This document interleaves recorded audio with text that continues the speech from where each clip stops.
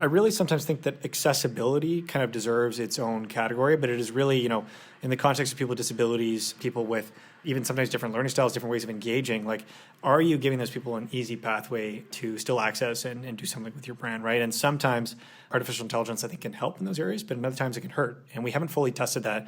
And so conducting user testing, like really, really thoughtful testing with a diverse group of people, ideally people who also have disabilities, I think that's really important.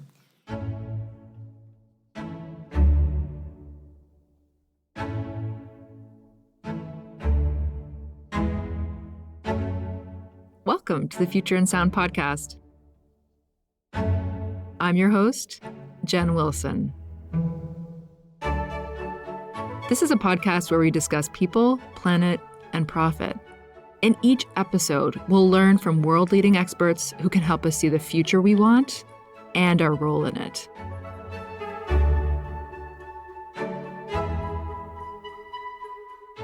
This is episode 33, Trust in AI.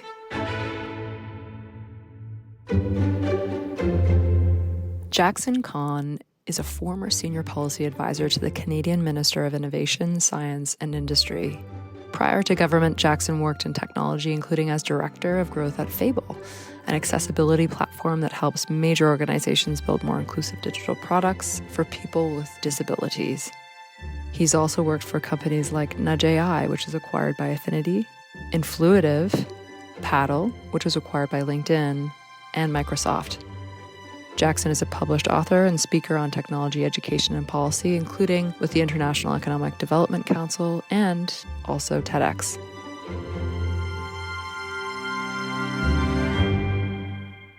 All right, Jaxson, it is great to be here with you today in person. I am absolutely delighted to be talking about a topic that has been front of mind to many who will be listening to this podcast, the implications of AI on their businesses, perhaps even in their life day to day, what the role of business is in managing risk related to AI. I can't think of anybody who'd be better placed to help us think through some of the sort of connections between technology and society. So welcome to the Future in Sound podcast.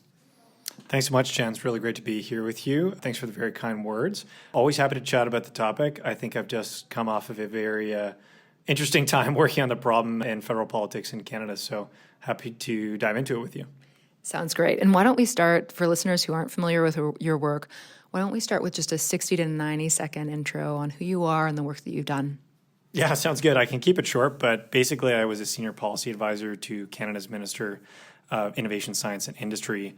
One of the key files that we were working on the last couple of years was definitely related to AI safety, building AI trust, and also accelerating AI innovation. So one of the big things that we thought about is, well, how do we actually create a system of laws that can be flexible to grow at the speed of innovation, but also make sure that Canadians and consumers writ large are protected in our society? And we're also very thoughtful to the concerns of creators, artists, intellectual property makers, whatever it is. We want to make sure that AI is developed safely and responsibly. And Canada historically is huge place in AI, right? We have invented some of the key technologies like natural language processing, machine learning ethics is something we've worked on for a long time. So I feel very, very happy to and privileged to have come from that spot. And then before I worked in government, I actually worked in tech startups for a number of years, including early AI startups, and I ran my own AI podcast. So happy to be joining forces today. It's a little bit of a meta moment where a podcaster is interviewing a podcaster. I think this is ideal. I wanted to pick up on sort of your background. I mean, obviously you've built businesses that are using AI, and then you've also looked at the policy side. Why don't we start? So as far as I can see, when it comes to the landscape of those who are experts in AI or looking at policy, there's almost this scale of at one end, let's move fast and break things. AI is always a good thing. Let's develop the technology as quickly as we can because there's so much opportunity. Maybe there'll be some negative side effects, but that's a rounding error at one end of the scale. At the other end of the scale, more, yes, there are opportunities with AI. We need to proceed with caution. There are a variety of challenges that are ways that this technology could be used, to undermine democracies or to have sort of negative consequences. Where are you on that sort of scale? Yeah, I try not to plot myself too specifically, not just to remain mysterious, but actually just keep an open mind. I think as a policymaker in the last couple of years, it has been moving so quickly. And I've had a chance to sit down with some of the most esteemed thought leaders in the world, everyone from some of the most foundational AI researchers, and in some cases actually the godfathers of AI. I've also talked to some of the top chip makers and the leaders of those firms. And on the other side of the spectrum, I've also talked to business leaders who, some are very concerned about what AI can do. They're concerned about what might it do to their industries. Others are so bullish on artificial intelligence that they think any regulations in the way of that, any frameworks are actually the worst thing that we could do for society. And so in the midst of all that, what I try and do is think about, well, what does the average person need? What do they care about? They probably care about their kids. They probably care about their job and the kind of life that they're going to have, right? And technological change can always be scary. It can also be very exciting. We know there's an innovation adoption curve. Some people are more comfortable with it. Others aren't, right? And I think with AI, we have a more profound and potential technology than ever, right? I mean, it's so high potential. Some people have compared the emergence of AI to the emergence of the internet. I actually heard a more apt analogy, which I thought was more like the invention of electricity, in that it is just it's going to permeate every kind of area of society and work and learning. And we're still trying to really understand what it is. So that's why I'm a little hesitant to say, yes, I'm an AI accelerationist or decelerationist. I generally think, I grew up with a dad who's a software architect. So I've always been a huge geek. I love new tech. But at the same time, I grew up with a mother who has worked in the education system with some of the most vulnerable. And so I draw a lot from my parents. I draw a lot from my ancestors. I draw a lot from, growing up in a multicultural society. And so I think we got to do the best we can to end up in a good place that doesn't leave folks behind, but that also starts to paint a picture where we can end up with a better world. So, I don't want that to sound like platitudes, but the bottom line is I really think that we have something great here. And I'm also very conscious of the national security element where countries around the world, some of who we are in alliance with, and others who, we are in sometimes rivalry or competition with, are trying to develop this as fast as they can. And so, in the midst of all that, can we set a responsible course? Can we set one that's safe? And how do we build trust over time? That's really kind of the questions that have been occupying my mind. And how do we do those things? What are the most important tenets of sort of the policy direction before we get into the business level? Like what's really important for us to consider if we're to develop AI for good and the great outcomes that sort of meet its potential? Yeah, I mean, if I was to respond in like a quick and dirty way to that question, like the first thing is you got to talk to people who are building the stuff. You really got to understand from the basic technical dimensions, like how is this working? How fast can it grow? How are you training the models? How not how big can they get, but basically how complex can they get? And I still think we're trying to answer those questions, but I think talking to technologists is very important. At the same time, I think sometimes we can have a fallacy where we sometimes paint technologists as almost philosopher kings and thinking that they also know how to create public policy. That's not always the case. They can have great insights, but just trying to ascribe policy exactly to the parameters of the people who are also designing it. If we did that in every case, I think we could be in trouble. There's also instances where some of the most prominent investors in tech, I believe the name is Bill Gurley, who gave this kind of famous talk more recently. It was about why is innovation done in Silicon Valley? It was because it's far away from Washington. I would poke some holes in that. I also think that Washington is also responsible for some of the most profound advances in technology through foundational R&D investments, right? Including in the internet, including some of the most early stages of defense research, right? And so the most dramatic advances in society, I think, have often come through a fusion of government-sponsored efforts that then meet innovation, and ideally then government can get out of the way to some extent.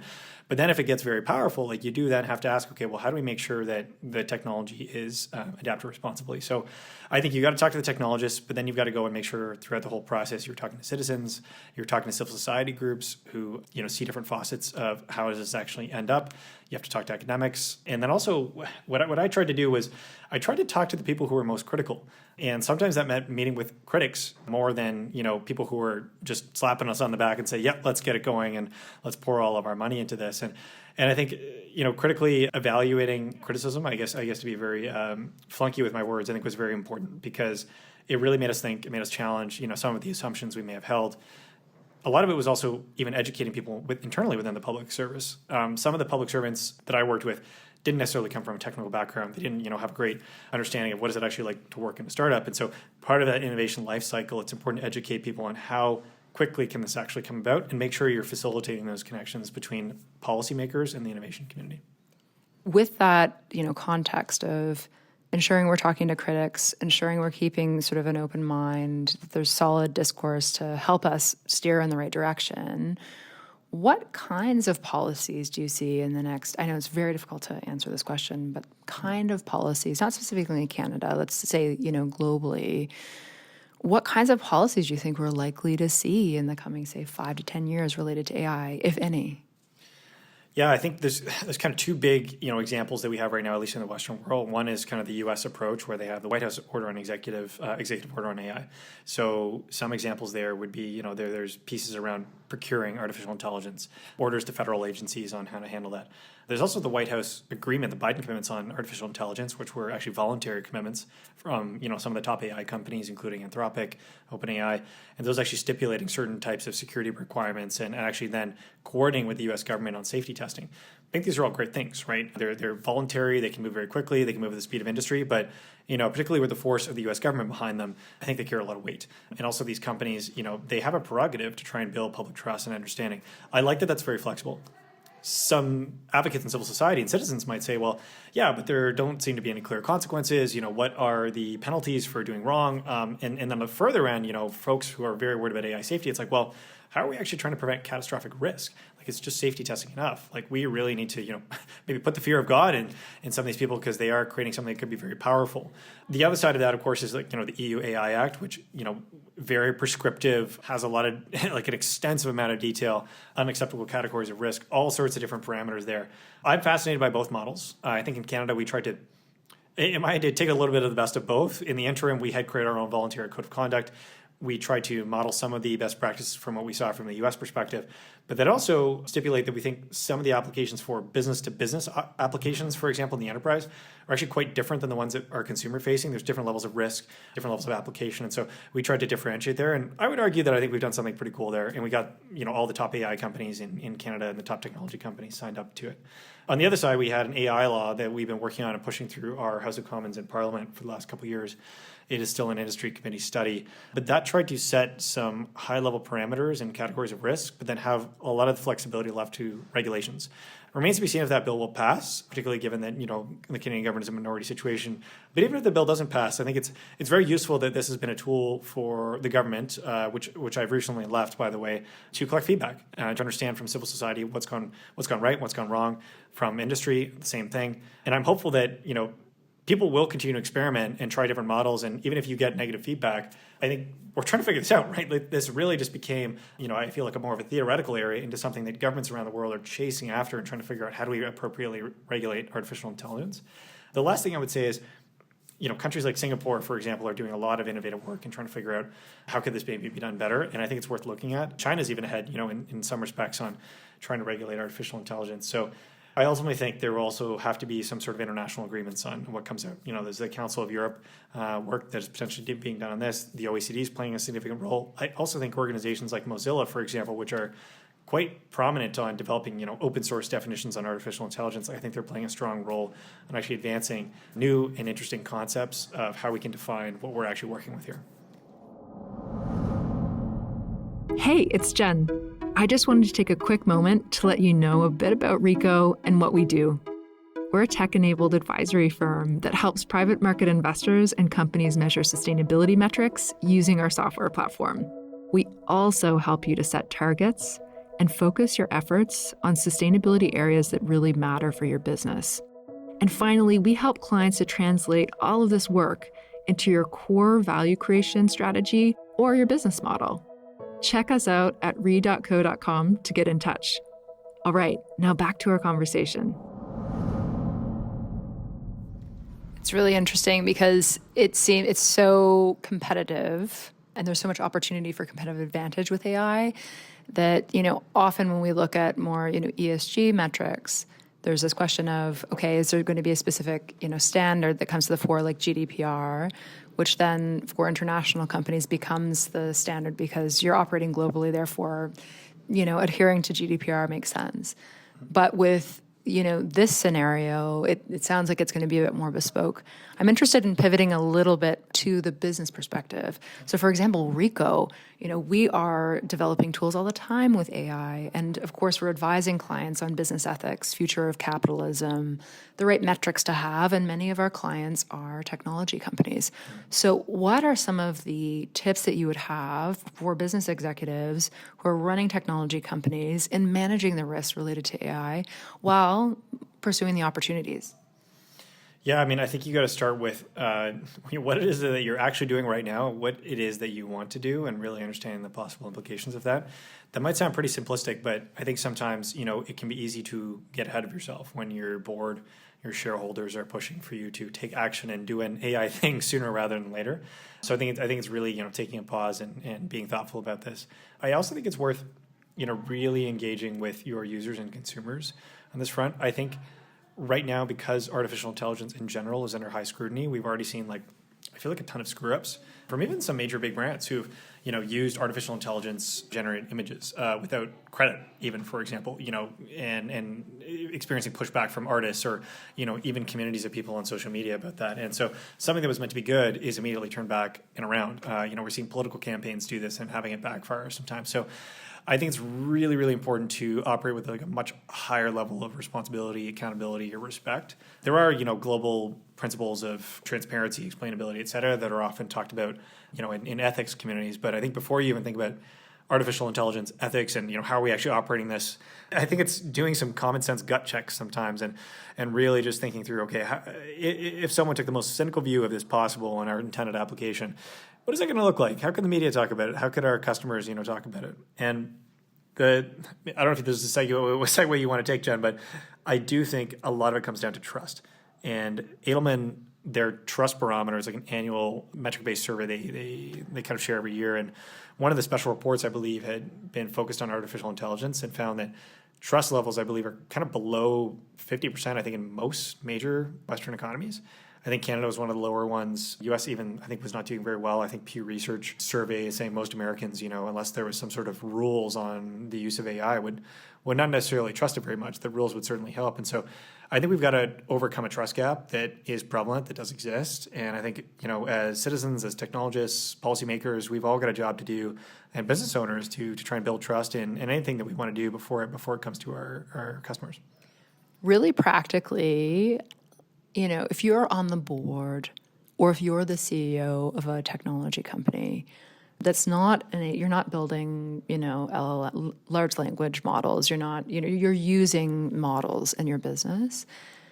What are some of the questions that should be asked on a quarterly basis or on an annual basis to ensure that you're keeping your technology in check and that you are managing some of the risks while also pursuing opportunities? Yeah, I'd have to think about that for a second, but I think foundationally it's, at what speed are we delivering this? To what extent do we know what types of results the model is producing? Like if you're using a pre-existing model or, one of the kind of consumer-based ones, you may not always be able to control the outcomes. These models are updating very frequently. The data that they're capturing can change. Sometimes they're not getting the latest information, right? Necessarily from online, depending on what types of things you're using, whatever API, like you're running out of credits on your API. Like you want to make sure that you have some control over the types of variables. Some ways you might be able to control that better is certainly fine-tuning your model, using your own private data. Those are the questions I would try and ask. Is do we know what kind of outcomes this is typically going to produce? Do we know where the data is coming from? Is this found in actually our terms of service? Is it updated? What kind of data are we gathering from the people that we are asking to use this tool, if any? And then, if you want to go even further, you could start to think about the safety implications. But I don't know. I usually think more about the practical ones right now, less kind of the catastrophic or existential ones or where those could go. I think most people are not even close to there yet. But I think a lot more about, are artists going to be pissed off depending on how someone's using this if they're trying to create new content? Are people in my own company and my own employees going to be pissed off if this model that goes and spits out something that, is incorrigible or just doesn't make sense with our own processes? In some cases, AI chatbots have given people refunds. And consumer tech companies have had to go and figure that out, right? And they've got pissed off customers because they thought they were talking to someone real, but that wasn't the case. So, you really just got to check it. Check it rather than having a black box. I think so. I think that's a fair, reasonable expectation, right? Again, like I am not an AI engineer. I'm not a research scientist.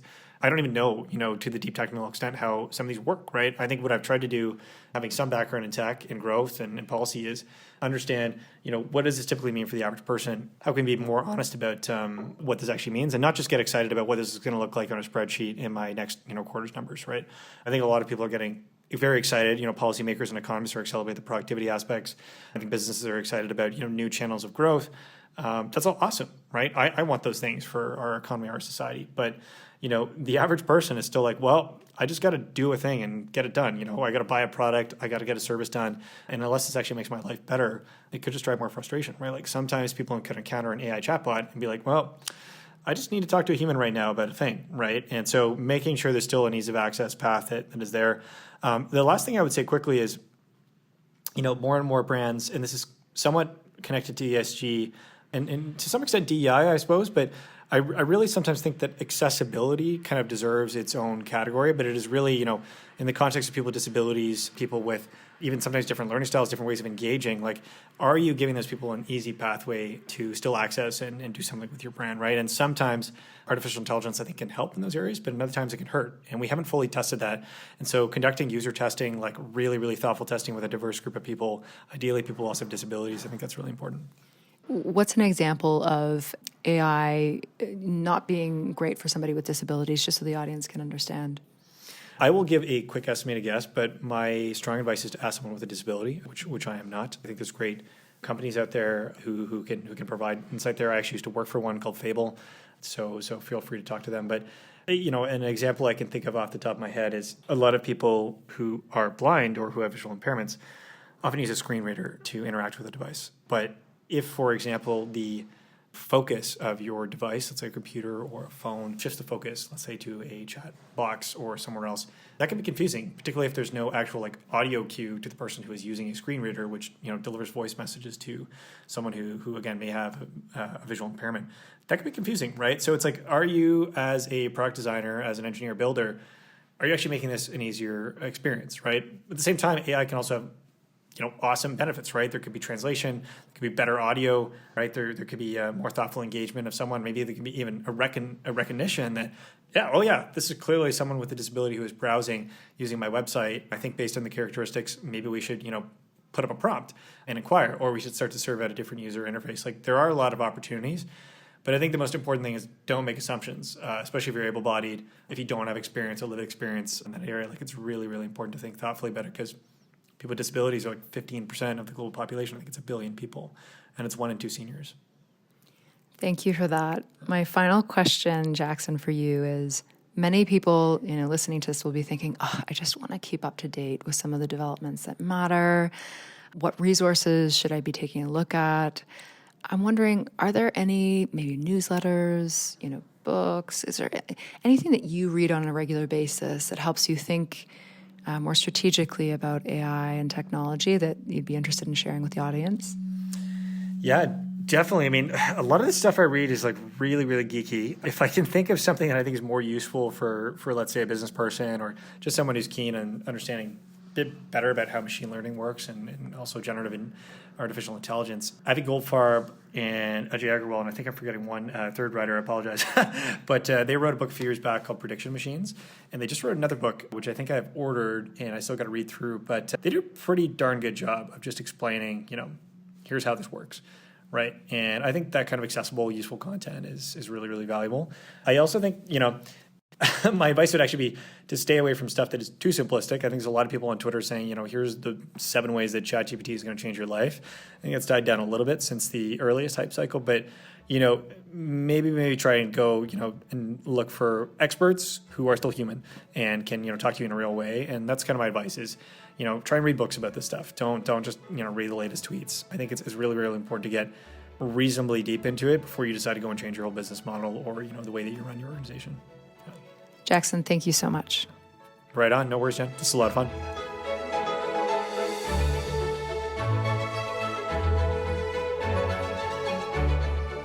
The Future in Sound podcast is written and hosted by Jen Wilson and produced by Chris Attaway. This podcast is brought to you by Rico, a tech-powered advisory company helping private market investors pursue sustainability objectives and value creation in tandem. If you enjoyed this podcast, don't forget to tell a friend about it. And if you have a moment to rate us in your podcast app, we'd really appreciate it. Until next time, thanks for listening.